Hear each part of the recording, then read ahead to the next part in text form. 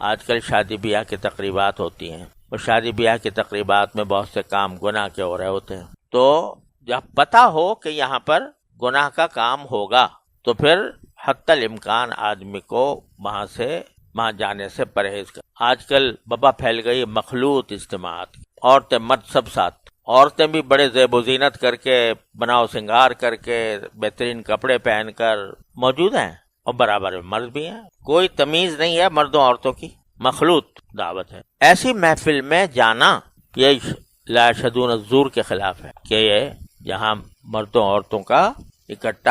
اکٹھی تقریب ہو رہی ہے، سب ساتھ بیٹھے ہیں۔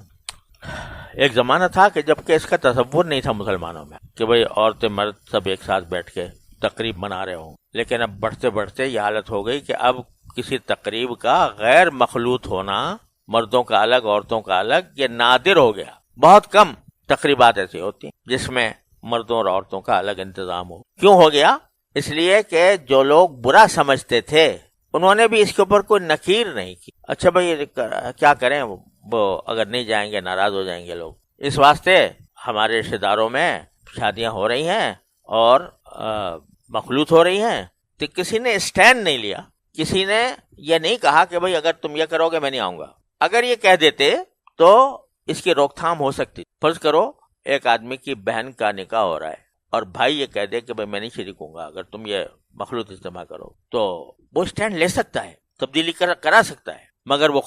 بس سوچتا ہے یار کیا کریں، زمانہ ہی ایسا ہو گیا، اب تو حالات ہی ایسے ہیں، لہذا اگر ہم کریں گے تو یہ ناگوار ہوگا، ان کو برا لگے گا، یہ ناراض ہوں گے، تو ان کی ناراضی کی تو اتنی فکر، اور اللہ میاں کی ناراضی، تو یہ چونکہ اللہ میاں کی ناراضی کے بجائے مخلوق کی ناراضی کی فکر زیادہ ہو گئی، لہذا بڑھتا چلا گیا۔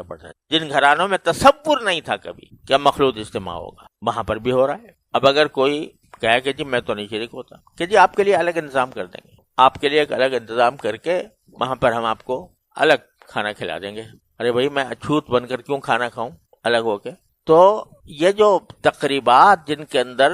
سری حرام کام ہو اس میں شرکت، یہ عباد الرحمن کا کام نہیں، لا یشہدون الزور میں وہ داخل نہیں ہے۔ کہہ دو صاحب کہ بھئی یہ ہم شرکت نہیں، ہاں کوئی بہت عزیز قریب ہے، دوست احباب ہے، اول تو روکنے کی کوشش کریں، حتی الامکان اپنا اثر و رسوخ استعمال کریں، لیکن اگر نہیں ہے تو بجائے اس مجلس میں شریک ہونے کے کچھ پہلے چلے جاؤ، بعد میں چلے جاؤ، کوئی ہدیہ دینے کا ارادہ ہے تو ہدیہ دینے کو دل چاہ رہا ہو، نہ کہ مجبوری میں، تو دے کے چلے آؤ، لیکن اس مجلس میں شریک۔ اب یہ بعض چیزیں تو ایسی ہوتی ہیں جو ہمارے اختیار میں نہیں ہوتی، جیسے ہوائی جہاز میں سفر کر رہے ہیں تو وہاں مرد بھی ہیں عورتیں بھی ہیں، وہ ہمارے اختیار سے باہر ہیں، تو لہٰذا بعض لوگ یہ مثالیں دینا شروع کر دیتے ہیں کہ بھئی آپ ہوائی جہاز میں سفر کرتے ہو، وہاں بھی تو عورتیں ہوتی ہیں اور مرد بھی ہوتے ہیں اور عورتیں بھی ہوتی ہیں، مخلوط ہوتے ہیں۔ ارے بھائی ہمارے اختیار سے باہر ہے، لیکن جو تقریب ہم خود کر رہے ہیں اس پر تو ہمیں مکمل اختیار ہے، تو اس وجہ سے ہمیں اس سے پرہیز کرنا ضرور۔ اور در حقیقت یہ بات ایسی ہے کہ معاشرے کو سدھارنے کی بات ہے جو قرآن کہہ رہا ہے، لا یشہدون الزور۔ جیسا میں کہہ رہا ہوں نا، اگر لوگوں نے ڈھیل نہ دی ہوتی اور اس کام کو گوارا نہ کیا ہوتا تو آج یہاں تک نوبت نہیں پہنچتی۔ اگر لا یشہدون الزور پر عمل ہوتا پہلے دن سے تو یہ نوبت یہاں تک پہنچ سکتی تھی؟ نہیں۔ تو یہ در حقیقت معاشرے کے سدھار کا ایک طریقہ ہے جو قرآن کریم نے بیان فرمایا کہ ایسی جگہ پر حاضر نہ ہو، مت جاؤ۔ اگر اس پر کاربند ہو جائیں تو رفتہ رفتہ معاشرے کے اندر